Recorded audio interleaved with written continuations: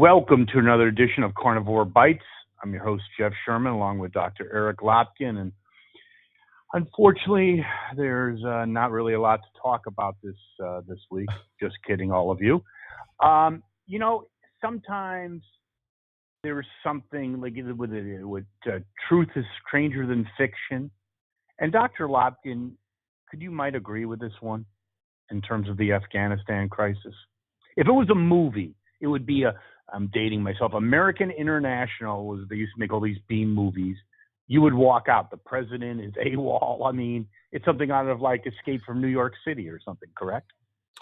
It really is. I mean, the president was holed up in Camp David, went to the White House to make a statement, flew back to Camp David, flew back to the White House, and now his aides are saying that he's going to be heading to Wilmington, Delaware shortly so that he can be at home. It's, be careful what you wish for. We talked about it, all the libs living in, doing affluent liberals out in suburbia. Trump, and on this show we have said he has major shortcomings. And his actions in a lot of the pandemic episodes, January 6th was, let's say, more than less presidential. But when you look at who we have in the White House now, and all the people, well, Donald's not a nice guy. Well, who cares? He's not your boyfriend. He's not your best friend. Who cares? You got someone that's literally AWOL. Am I not correct? AWOL. You're absolutely correct. And it absolutely amazes me because let's follow along what we've been able to find out about this decision process. Okay? The generals told him this was a plan that would fail. He did not consult our allies, who also have troops in Afghanistan, until the night before. He turned the planning over to the State Department, which decided the Bagram Air Force Base should be closed first because it wouldn't look good if the military stayed longer than the civilians.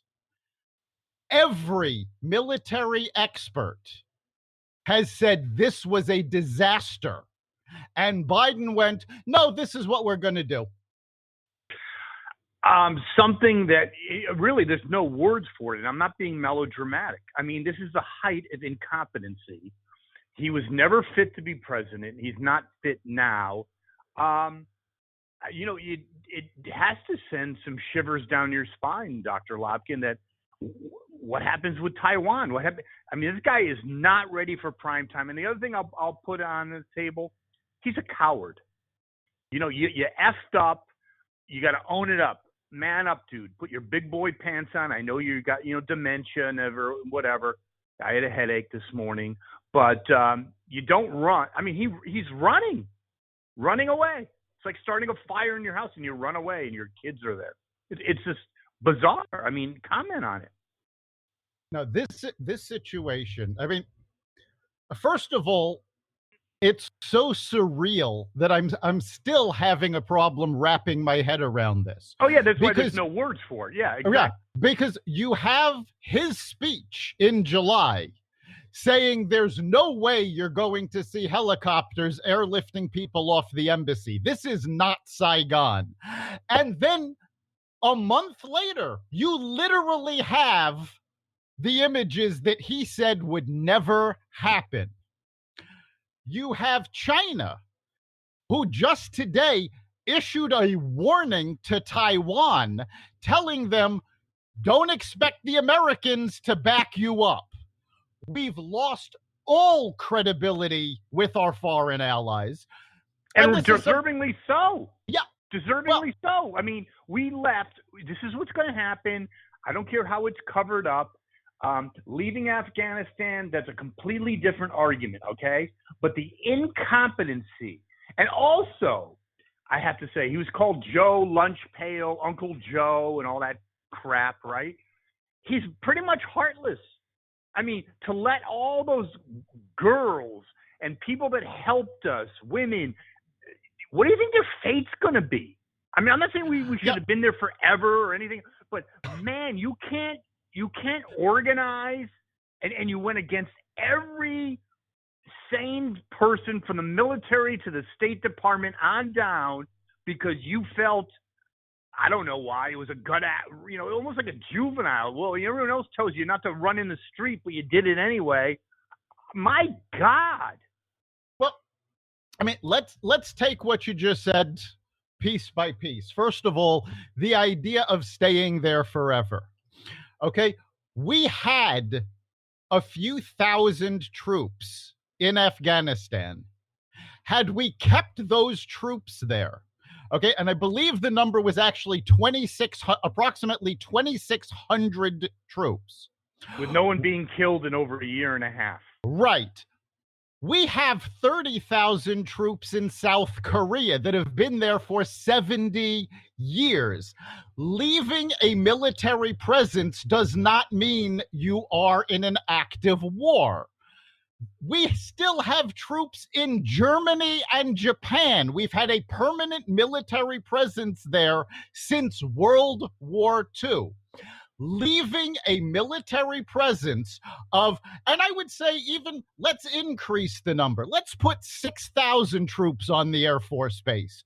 You keep the base. You're not doing any nation building type mission. This base is there to gather intelligence and to keep the terrorists in line.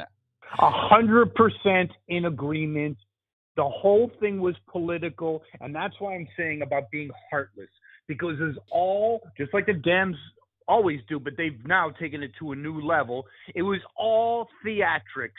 We're out of there by September 11th, regardless of how many people have to die. This is just a cold, hard fact. Well, it's not a joke. Here's the thing. Biden wanted the September 11th deadline because that was going to be his legacy. He pulled us out of Afghanistan just short of 20 years. What a wonderful leader he is. Well, guess what? This is going to be his legacy, and it's not going to be what he thought. And here's the thing here. You keep talking about the fact... No, it's not, but I need to comment on one thing, Dr. Lopkin. This is important. Again, my point is, he did this all for politics. And I know he's Uncle Joe and Lunch Pail Joe, but he put politics ahead of human life. That is a fact. Okay, here's the thing. Yes or no? He has always put politics. I'm talking about right now. No. Right he now. has. Just listen. He has always put politics in front of human life, especially in Afghanistan. It has come out that in 2008, when he was, I'm not sure if it was when he was running for vice president or when he was already vice president-elect, he wanted to do exactly what he just did. And when the advisors asked him, well, what about the women that would suffer for this? He was quoted as saying, F them, they're not our responsibility. This yes, is and that is true. No, that is 100% true. If Trump said that, it's not even worth discussing. We all know what it's a rhetorical question. I mean, that is heartless. I feel for the advisors. I feel how do the Americans and don't bullshit a bullshitter, okay? How do you think they say, oh, the Taliban's going to let America, oh, get the F out of here. I mean, it's a disaster. How many actual Americans are going to get killed? Just prior to us starting to record, I was watching a statement from the State Department. And it was the first time that they acknowledged that despite the Taliban saying they would let all Americans go and anybody who, there's a general amnesty. So if you help the Americans, you can get to the airport and go. The State Department has finally admitted that the Taliban is not living up to that.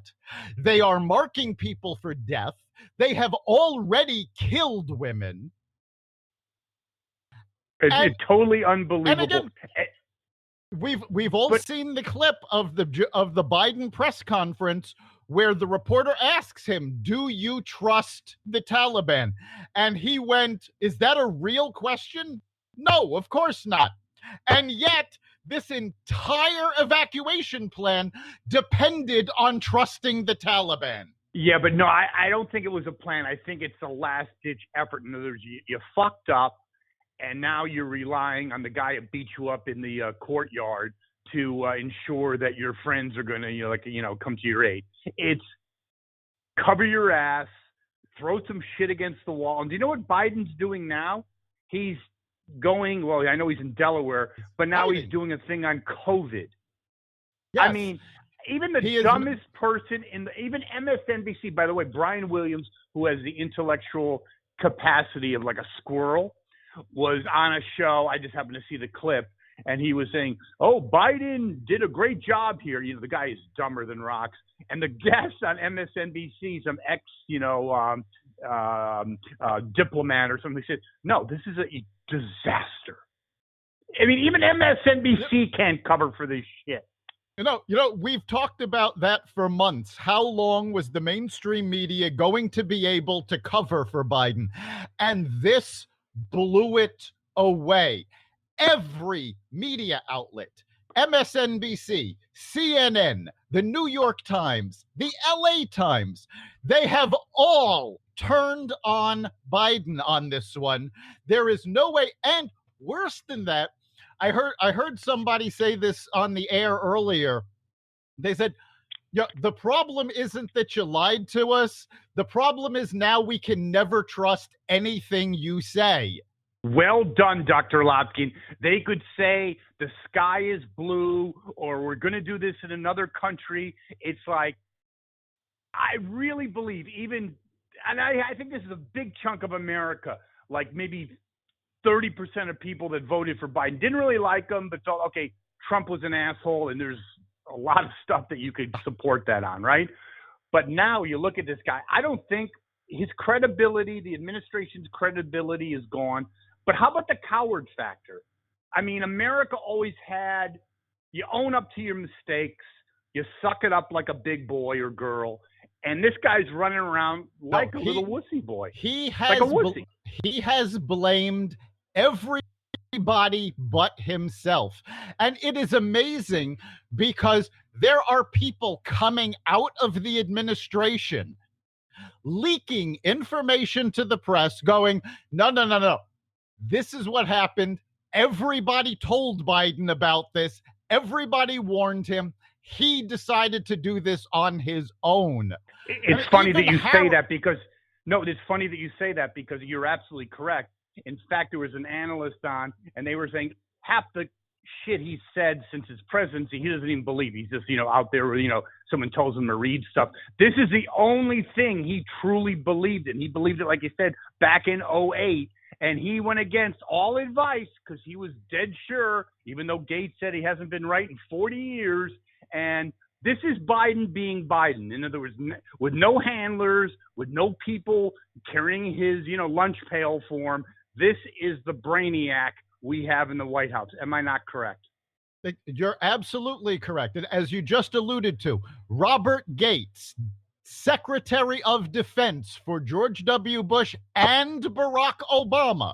So he was working with both administrations, bipartisan, stated years ago that Joe Biden has been wrong on every foreign policy decision for 40 years. Well, apparently Joe decided to keep the streak going. And he actually doubled down because when he was a senator, who gives a shit? He's president of the United States. Let's talk about the political ramifications. I am not a fan of Joe Biden. We all know that. And I picked a lot of fights with Donald Trump as well. Both of us have during the show. Politically, I say it would have to take a miracle. Not a miracle. It would take a lot to resuscitate him at this point. Midterms, goodbye.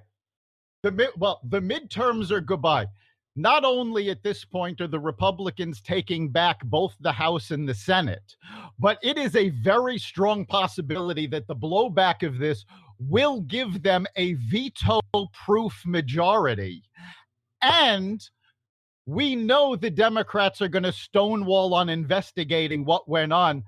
I have no doubt that if the Republicans do take both houses, which they will, with strong majorities, impeachment trials will start. And unlike Donald Trump, Biden is not going to have the support of the Senate to keep him in office. Yeah, I would agree with that. Again, I don't want to harp on something, but character means a lot. Jimmy Carter made a lot of mistakes. He had character. I was around then. He effed up, but he owned it. The helicopter rescue, which you'd have to be like doing acid to think that would ever work. It didn't work. Okay. 8 helicopters are going to, okay, whatever. Okay.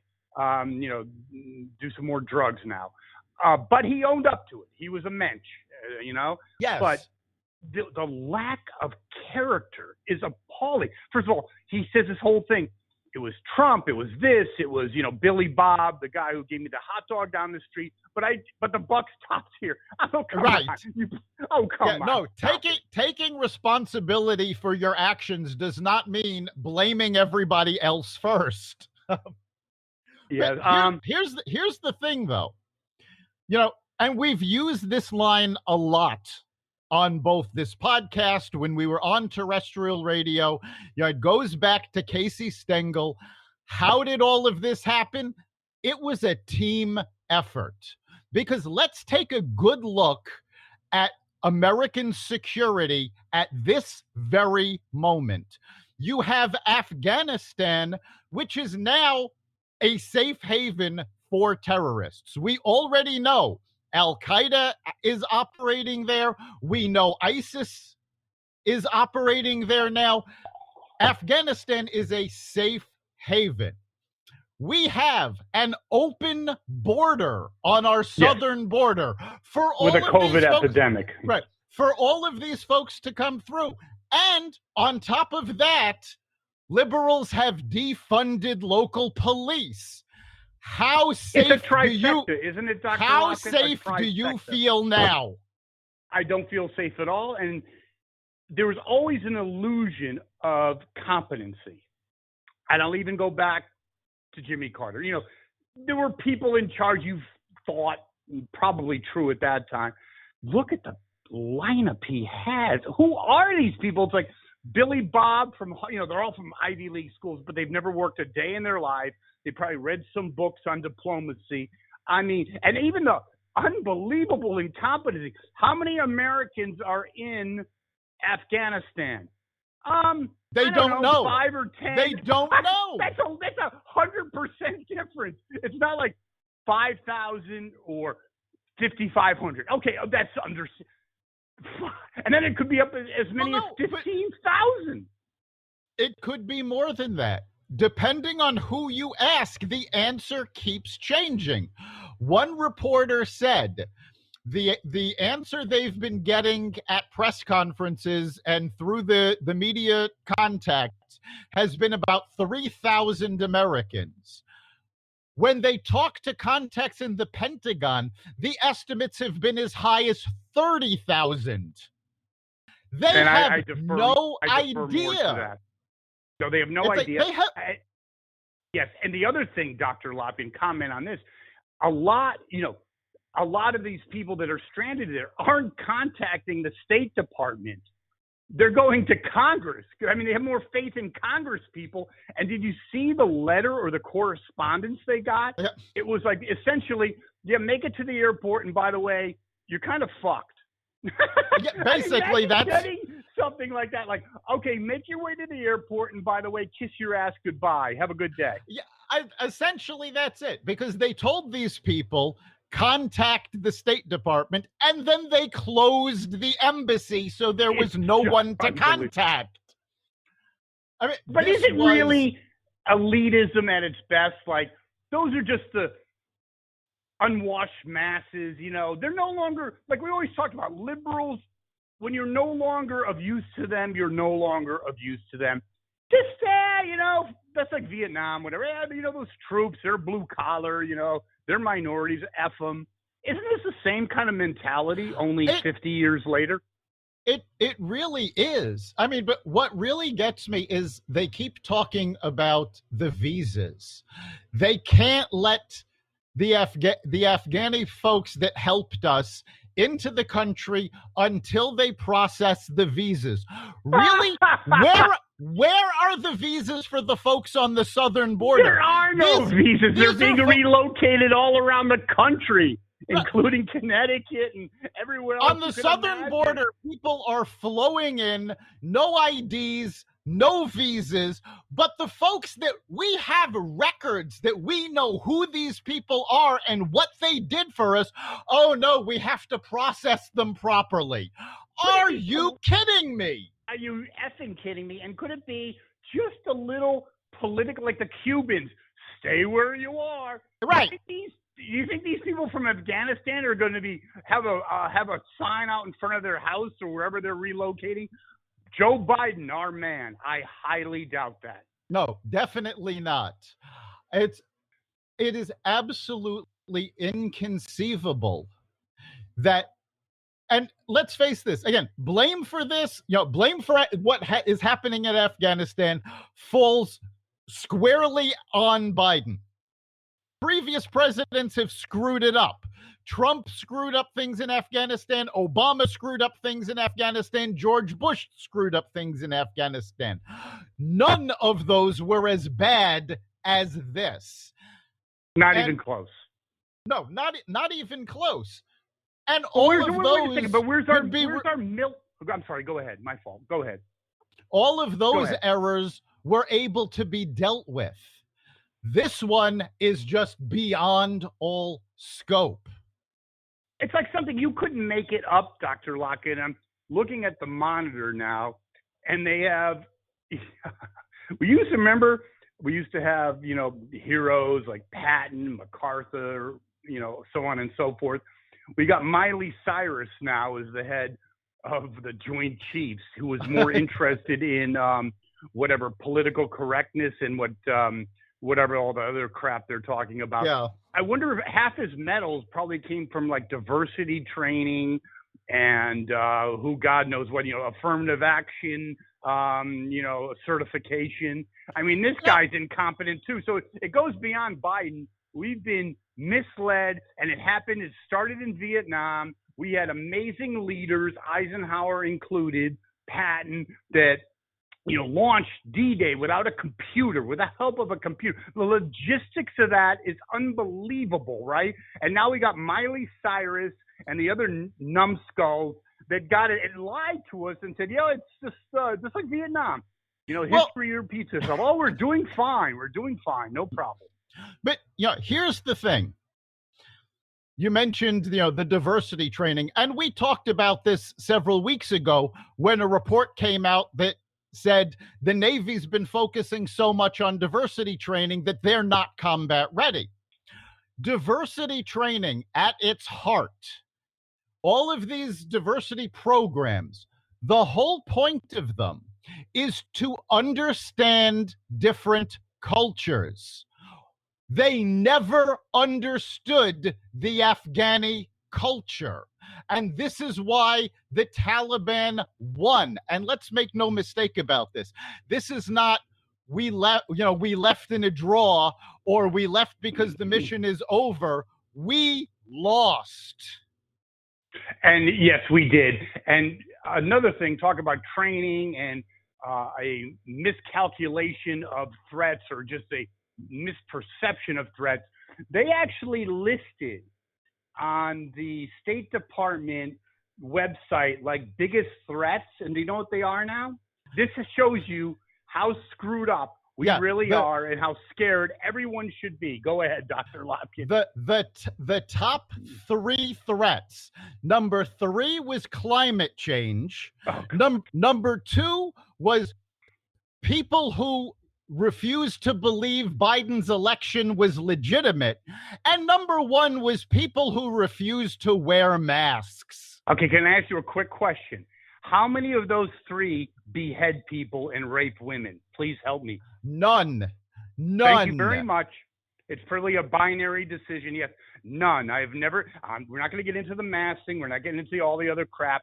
But yes, do they behead people and do they sell women into slavery? I haven't seen that lately. Have you? No, not at all. There you go.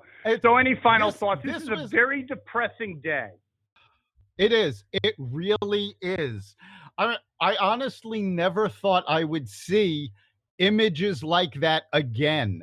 And, let's be realistic about this. Again, Biden is responsible for what happened in Afghanistan, but the Democratic Party as a whole, the liberal left, and the media are responsible for putting Biden in office. Exceptionally well done. They were all talking about the fact, Trump doesn't respect women. We need somebody who respects women. Really? How do the million women in Afghanistan that just lost the ability to leave the house feel about Biden's respect? And actually, to me, it actually really disturbed me because I feel for a young woman that grew up under our control, let's say, went to college, okay, had some rights. It's not about leaving the house. I'm talking like sold in to marriages with some fat slob who's twice your age. That's caring about women's rights. That's disgusting. And it should disturb anyone. It should. We have already seen in the past several days a woman beaten and killed because she didn't wear a burqa. Yes. A woman killed because when the Taliban knocked on her door, she made them knock 4 times, and they wanted her to cook a meal for the Taliban soldiers. She didn't answer the door fast enough, and they killed her. This is reported by CNN. There's no question about it. Again, how do you think this plays out? Here's what I think, and you tell me what you think to kind of tee off the ball. I think that many Americans, this is not going to end tomorrow. This is going to completely destroy any kind of commemorance of 9/11, the 20th anniversary. There will be Americans killed needlessly, completely out of complete incompetence and uncaring, something that liberals can never deal with, uncaring. You have no empathy for other people if they're not having sushi and Chardonnay with you, at the Beltway. And I think it's going to play out not in days, but weeks. What do you think? I think it's going to play out longer than that. We already know for a fact that Biden has set August 31st as a deadline to get all Americans out of Afghanistan. The Pentagon, in a statement this morning, said they are not going to meet that deadline. So we're already looking at this going into September. The September 11th, that's going to be a day of mourning. That's not celebrating a victory. And Gold Star families have already been protesting that Biden should not show up at the 9/11 ceremonies, and this was before this weekend. Now, there's no way he should be able to show up. Only Dr. Lopkin can do that. No, only you can. That I never thought about. Okay, that's always like, how you should say it, a low-hanging fruit. You rally, now you have your speech about 9/11, it'll never happen again, blah, blah, blah, blah. I don't think Biden can show up. Maybe will, but how does that work? Help me out, Dr. Lopkin. It doesn't work. If he shows up, you are going to hear protests. I predict that if he does show up, the audience will drown out anything he has to say with boos, catcalls, and yelling at him. I agree with that. Welcome. And also, wait, one more thing, because you're 100% correct. Great that you brought it up. but you're talking about someone that's got severe dementia. He's not going to just laugh it off or say you have a right of your. He's going to go and get belligerent because he's got senility. I really believe that. He's going to get flustered at best. I'm sure he'll get flustered, and we've seen in press conferences when he gets flustered, he lashes out. So we'll see if his So we will see if his handlers can, hold him back. But no matter how the Democrats try to spin this, and you'll notice most of them, with the exception of the morons in the squad, most of them have stayed quiet. But they're going to have some sort of investigation, and they will drag their feet. The Republicans will not let this go. So I think you are going to see this drag on into next year's election cycle. This could be the end of the Biden agenda, because they are not, first of all, the Republicans are not going to let this go. The clip of Biden saying this would never happen and the footage of it happening is probably going to be in every campaign ad against every Democratic congressperson. No question. Because they're going to be saying, this happened on your watch. You let this guy, take office knowing what you knew. We need to get rid of you. So this is going to go well into next year's election cycle. And, it's not going to go away anytime soon. And it's also affecting every other foreign policy decision. Angela Merkel has already said the Americans obviously cannot be trusted to have our backs. Boris Johnson said the same thing. Biden made a comment in his speech that, if Al-Qaeda starts up again, if the Taliban, we'll just put together a stronger coalition. There's not going to be a coalition. Nobody is following us. He also said something about, now we can defend over the horizon. Yeah, okay. Yeah, smoke another joint, please. You're killing me. Yeah, right. Okay. You couldn't do it when you had boots on the ground. You're going to do it, over the horizon. And where do these pilots, if they get shot down, what happens to them? Yeah, it ain't going to be a good day for them, is it?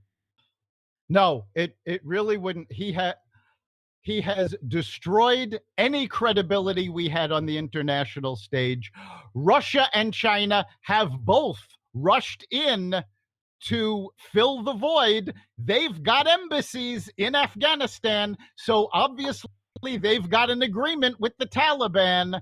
So my big fear, how all of this ends up, is another massive terrorist attack on U.S. soil. And that is the absolute end of the Biden administration. I think this is the end.